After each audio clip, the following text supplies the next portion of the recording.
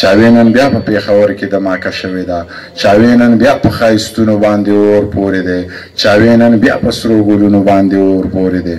د ډېره درده مې سلګۍ وړې وړې وکړې او دومره بېوسه وم چې ځان ته مې خیرې وکړې. نظم به درته ووایم چې ما ته به کله کله مور یوه قیصه کوله او د قیصې سره به یې دا یوه ټپه کوله، علمه یو تر بل زارېږئ دنیا د غم ټالۍ وخي ورانه به شي نه. زه لا ماشوم وم زما ذهن پې کار نه کو، خو د قیسې د اورېدو نه مې انکار نه کو. قیسه دې سر وخوري قیسه مې اډو یاده نه ده، خو ټپه راته رایاده شوله، د باران شپه راته رایاده شوله، یو حادثه راته رایاده شوله.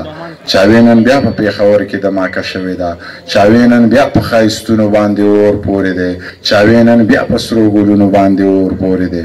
د ډېره درده مې سلګۍ وړې وړې وکړې او دومره بېوسه وم چې ځان ته مې خیرې وکړې چې دا سړی څوک دی، دا لیونی څوک دی، دا چې هم ما وجني هم تا وجني هم ځان وجني، بس انسانان لیوني شوي انسانان وجني. او دا چې په غیږ کې د اسمان لمنو اور نیولی، دا جوړې بیا چا سرو تنکو ګلو ته لور نیولی.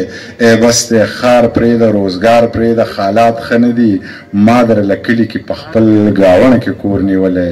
د سوال جواب واخله جانانه، ها دا ګلاب واخله جانانه، قلم کتاب واخله جانانه او ځان له رباب واخله جانانه.